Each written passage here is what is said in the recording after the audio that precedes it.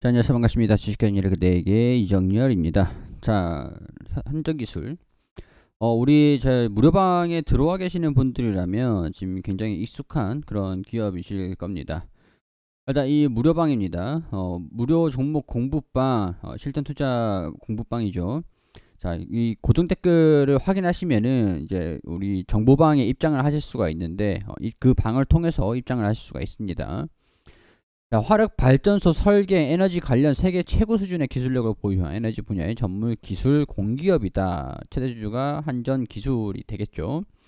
자, 폴란드 원자력 발전소 신축 사업 수주 관련돼서 의향서 체결 예정 소식에서 긍정적인 모멘텀을 가지고 있다. 폴란드의 두 번째 원전을 신축하게 되는 것들인데, 원전 신축 사업이 양국 간 방산 협력에 일환이기도 한 것으로 알려지면서 신빙성이 높은 상황들이다. 이게 10월 21일에 알려드렸습니다. 사실 이 날에 10월 21일 이날에 제가 경제방송에서 이 기업을 한전기술 10월 21일 화질이 좀 떨어지는데 안내를 드리기도 했어요. 한전기술 여기 보이시죠? 10월 21일 보이시죠? 자, 이날의 10월 21일입니다. 주가가 이 범위 내에서 움직이는 모습들. 제가 매수가를 알려드린 게 5만원 수준에서 53,500원 수준들 좀 넉넉하게 잡아드리고, 순절가를 48,000원 수준들로 잡아드렸거든요. 살짝 위태하긴 했는데 그 추후에 급등하는 모습들을 보여주면서 여기서부터 여기까지 한 40% 정도에 육박하는 40% 정도에 육박하는 그런 실적 수익률을 상승률을 좀 보여줬습니다. 자, 지금 이제 이거를 또 매도를 해야 될까요? 이렇게 좀 이제 관점이 궁금하신 분들도 좀 있으실 것 같은데, 제가 따로 뭐 언급은 하고 있진 않은 상태이긴 하지만 제 개인적인 생각들을 좀 말씀드리면 21선이 올라오고 있는 상태죠. 60일선이 크로스가 됐습니다. 그리고 주가가 중요한 게 하락하지 않고 계속 버텨주고 있다라는 거예요. 버텨주고 있다라는 그 얘기는 어떠한 재료들이 있다라는 것들을 가정을 했을 때 그 재료가 유지가 되고 있다라는 겁니다. 재료가 소멸되지 않고 있다라는 것들이죠. 자, 우리 한전기술의 비즈니스 서머리를 보면은 일단 한국전력공사가 67%를 가지고 있는, 그리고 국민연금공단 자사주, 한전기술 우리사주 이렇게 되면서 78% 정도 그 이상을 가지고 있기 때문에 아무래도 공기업이 맞다라고 볼 수가 있겠죠. 그렇기 때문에 사실상 공기업이다라고 하는 겁니다. 발전소 엔지니어링, 원자력 발전소 설계 쪽 플랜트 건설 사업, 자, 체코 원전 수주를 목표로 APR 1000 노형에 대한 표준 설계 유럽 인증 취득을 추진 중에 있다.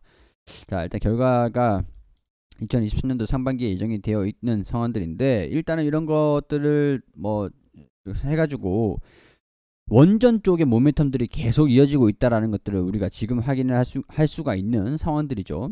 자, 그리고 지금 이제 정리를 좀 해보면, 제가 두산 에너빌리티를 브리핑을 드리면서 항상 원전에 관련된 이슈들을 설명을 드리긴 했었는데, 자, 우리 이집트 이 아랍이죠. 아랍의 원전을 우리가 수출을 했었고, 그리고 이집트 원전은 러시아를 통해서 이제 하청을 받아가지고 한전 이런 쪽으로 2차 사업자로 이제 공급을 하청을 받아서 납품을 합니다. 자, 그리고 폴란드가 있죠. 폴란드 같은 경우에서는 미국 쪽으로는 이제 6기에서 7기 정부 원전을 미국에 발주를 좀 한 상태고, 민간 원전 같은 경우에서는 한국에 할게라고 MOU를 좀 해준 상태인데, 사실상 해줄 거니까 믿고 기다려, 너네 할게, 약간 이렇게 좀 달래놓은 그런 조치인 것 같고, 폴란드는 방산이랑 함께 원전 협력을 같이 하기 위해서 전략적인 파트너로 좀 가고 있는 분위기에 있습니다. 그래서 사실상 폴란드 원전은 수주를 받은 거나 마찬가지다. 아직까지 계약은 본계약은 한 건 아니다. 이렇게 보면 되겠습니다. 자, 그리고 다음이 사우디죠. 요즘 지금 사우디 쪽이 지금 핫한 그런 상태인데, 방한을 하면서 네옴시티 관련돼서도 모멘텀이 좀 있는, 계속 이제 반영이 되고 있는 상태이긴 한데, 여기서 방산 방산도 있고 원전을 통한 수소, 이런 쪽으로 지금 하고 있는 상황이에요. 방한한 다음에 MOU를 체결해서 본계약을 아직까지 멀었다, 뭐 이런 얘기들이 하고 있었는데, 원희룡 국토부 장관이 방한하기 전에, 원래 이제 방한을 하고 그 방문 사우디로 출장을 가는 거였는데, 원래 일정은 이랬어요. 뭐 TMI이긴 하지만, 자, 이게 방한하고 출장을 가는 거였는데 방한 일정이 미국이랑 사우디랑 좀 외교가 틀어졌던 상태라서 방한 일정이 이 뒤로 밀렸습니다. 그래서 최근에 또 방한이 됐는데 이 원희룡 국토부 장관이랑 기업들 같이 해서 사우디로 출장을 좀 갔었던 그런 사례가 좀 있었었죠. 그때 이제 이런 기업들하고 논의를 좀 하고 실무자 협상들을 좀 같이 했었겠죠. 그리고 MOU 체결을 이번에 좀 많이 했는데 본 계약을 하기에는 아직까지 멀었다. 그렇다면 폴란드랑 똑같은 꼴 아니냐 이런 얘기도 있었는데 원희룡 국토부 장관이 최근에 12월 빠르면 12월 늦으면 1월 2월 아마 본 계약을 MOU 그 이상의 수주 그 성과가 좀 있을 것이다. 성과 이건 뭐 이제 계약이라고 볼 수가 있겠죠. 계약 본 계약. 그렇기 때문에 지금 이런 이제 방산 쪽에 원전, 수소 이런 쪽으로도 이제 사우디가 러시아 쪽에 쓰고 있었던 상황, 방산 무기를 쓰고 있었던 거를 한국산 국산 무기로 좀 바꾸려고 약간 그런 분위기가 있기 때문에 이 방산 부분도 충분히 좀 기대를 해볼 수 있고 같이 원전에 대한 부분들인 수소 협력을 하기 위한 원전 같이 한국 쪽으로도 긍정적인 기대감들 반영을 할 수 있는 상태다. 이렇게 좀 정리를 할 수 있을 것 같아요. 뭐 이것뿐만 아니라 이 내용들을 보면 나와 있는데 폴란드하고 사우디뿐만이 아닙니다. 체코가 또 남아 있어요. 체코. 자, 여기 보면은 대형 원전은 폴란드 얘기 말씀드렸죠. 사우디 말씀드렸죠. 체코 그리고 네덜란드, 영국, 핀란드, 남아공, 루마니아, 필리핀 추가로 검토를 하고 있다. 해당 지역 내 한국과 미국의 수주 가능성들이 높다고 판단을 하고 있다. 자, 여기서 체코 한번 보겠습니다. 체코가 최근에 따끈따끈한 소식입니다. 22일 전일이죠. 바라카 원전을 찾았습니다. 자, 바라카 원전을 왜 찾았을까요? 바라카 원전이 누가 지었죠? 우리나라가 지었잖아요. 자, 바라카 원전을 찾으면서 20일 원전에 방문하면서 한국 원전이 좀 잘 운영이 되고 있나 이런 어떤 안정성을 가지고 있나 어떤 효과가 있나 이런 것들을 체크를 하고 간 거예요. 체코 대표단이 아랍에 입국해 가지고 바라카 원전을 방문을 하고 이 원전에 대한 부분들을 살펴본 다음에 23일 오늘까지 머무르면서 한수원 측과 면담을 진행할 계획이다. 자, 이런 얘기들이 있었죠.